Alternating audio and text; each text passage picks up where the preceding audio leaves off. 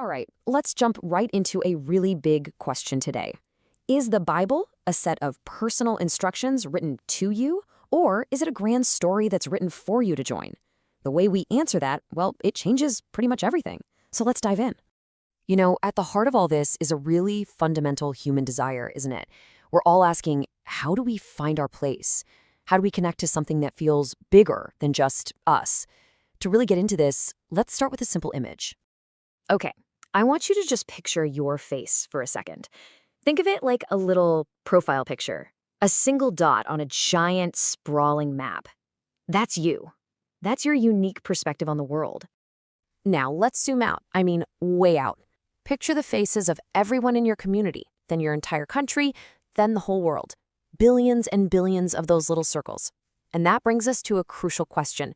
Is the story about your single tiny dot, or is it about the whole massive interconnected picture?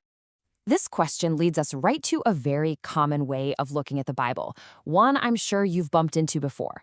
It's the idea that the Bible is basically an instruction manual for life. Yeah, you've probably heard the old acronym, right? BIBLE, Basic Instructions Before Leaving Earth. It's usually said with a bit of a chuckle, but for a lot of people, this isn't a joke at all. They really do see the Bible as a kind of do-it-yourself handbook for getting through life. And it's easy to see why this view is so popular. I mean, the text does give us some moral framework. It does explore our purpose. It does give guidance on relationships, and it talks about the future. It can feel like the perfect personal roadmap. But, and this is a big but, what if focusing on it as a manual actually makes us miss the best part? Because when we try to treat it like a flat, one-size-fits-all instruction manual, we start running into some pretty serious problems. So let's take a look at why this whole approach begins to fall apart. The single biggest issue with the manual approach comes down to one word: context. We completely ignore it. We forget that each book was written to a specific audience in a specific culture at a specific point in time, usually right in the middle of a huge crisis. Just think about Genesis and Proverbs, for example. Sure, they both touch on things like morality and relationships, but the way they do it, they're completely different.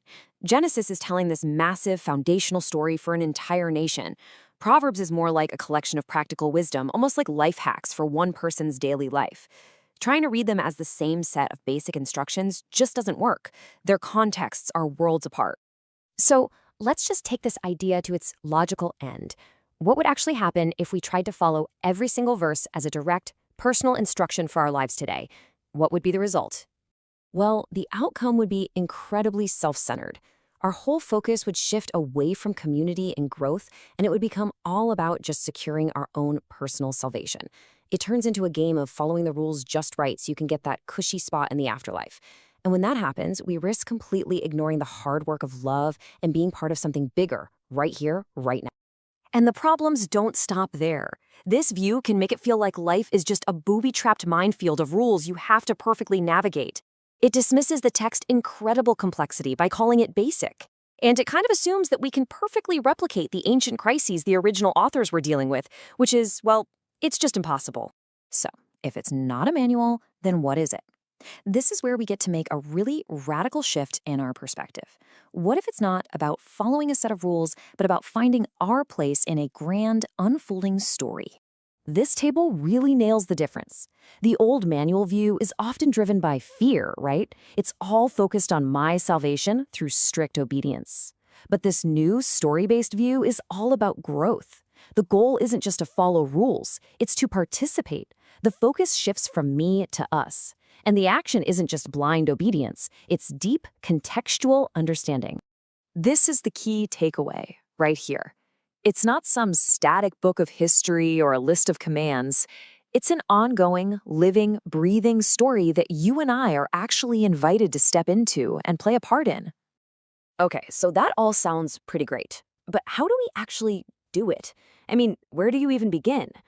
Let's break down a few practical steps for finding your part in this bigger story. First things first, take one thing at a time. This text is vast, and if you try to swallow it all at once, you're just going to get overwhelmed. So start small. Second, and this one is crucial, study an entire book. Don't just pull out single verses. That's how we end up twisting meanings, because context is everything. Third, as you read, start asking why. Not just what does this say, but why was this written to these people at this specific time? That's what turns you from a passive reader into an active investigator.